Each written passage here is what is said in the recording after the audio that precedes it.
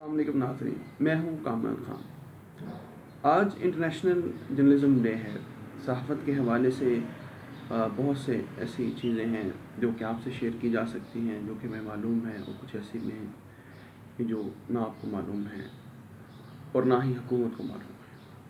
جی بالکل، حکومت کو بھی کچھ ایسی چیزیں معلوم نہیں ہیں صحافت کے بارے میں۔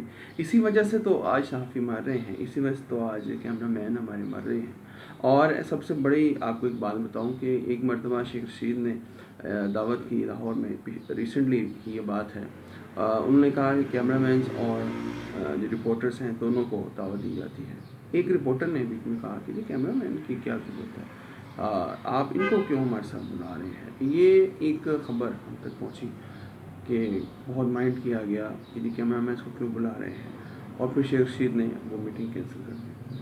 یہ تو صرف ایک واقعہ ہے جو کہ شیخ رشید کی وجہ سے میں نے یہاں پہ بول دیا، لیکن میں اپنی زندگی میں خود بھی اس وقت ہائی کورٹ رپورٹنگ کرتا رہا اور مارا پھرتا رہا جاب کے لیے، پے کے لیے، مختلف جگہوں پہ۔ یہی صورتحال میرے سامنے ہمیشہ نظر آئی کہ صحافیوں کو فور گرانٹیڈ لیا جاتا ہے، اور کیوں لیا جاتا ہے؟ کیونکہ جو صحافیوں کے لیڈر ہیں، جو پریس کلب میں قبضہ گروپ بیٹھا ہے، وہ کسی پڑھے لکھے بندے کو آگے نہیں آنے دیتا۔ I am P H D scholar, لیکن میں ابھی بھی پریس کلب کا ممبر نہیں ہوں۔ 2-3 بار ہم نے کوشش کی، اور ہم سے یقین مانے صحیح بات ہے کہ کسی کی غلامی نہیں کی جاتی، کیونکہ الحمدللہ ہم پڑھے لکھے لوگ ہیں۔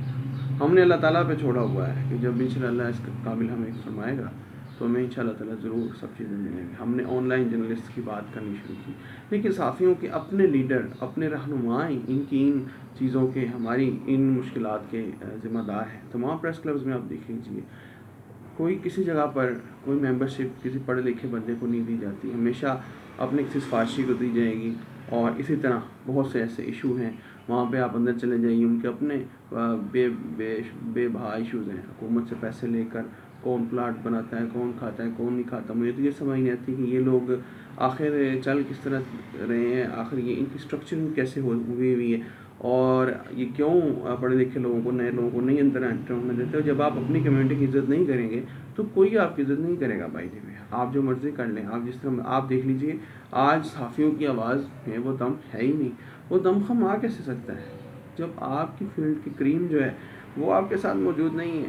آپ اپنی کریم کو تباہ و برباد کر چکے ہیں، آپ اپنے لوگوں کو جو ہے کاٹ کر اپنے مالکان کے منہ میں ٹھونس چکے ہیں۔ اور یہی آج انٹرنیشنل جرنلزم ڈے پہ میں کہنا چاہتا ہوں کہ خدا کا واسطہ آپ لوگ جو ہے جس طریقے سے وکلا اپنے نئے آنے والے لوگوں کو ممبرشپس دیتے ہیں، ان کے حقوق کا خیال رکھتے ہیں، آپ لوگ بھی اسی طریقے سے ایک نظام وضع کریں، نہیں تو انشاءاللہ تعالیٰ آنے والے وقت میں یہ پریس کلبس تو ویسے ختم ہو جائیں گے، اور پھر ایک نئی فارمیشن ہوگی، اور انشاءاللہ اس پہ پھر ہم جیسے پڑھے لکھے لوگ ہی ہوں گے۔ اور ہم آپ سے وعدہ کرتے ہیں، اور ہم یہ آپ کو بتا دینا چاہتے ہیں کہ مشکلات اور جو معاملات کی خرابی ہے وہ آتی رہتی ہے، لیکن لیڈرشپ، آپ کا ویژن، آپ کی ایمانداری اور آپ کا جو تمام اسٹرکچر ہے وہی آپ کو بچاتا ہے۔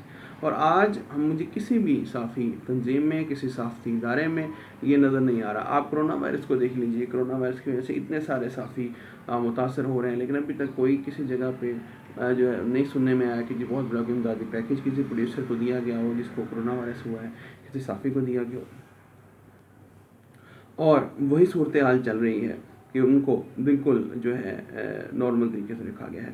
انہی الفاظ کے ساتھ جو ہے میں آپ سے اجازت چاہوں گا، اور یہ ہوپ کروں گا کہ یہ الفاظ انشاءاللہ تعالیٰ ضرور ایک دن تمام تر جونیئرز اور تمام تر پڑھ لکھے صحافیوں کی آواز بنیں گے کہ جن کو اب تک ممبرشپ نہیں مل سکی۔ پاکستان زندہ باد۔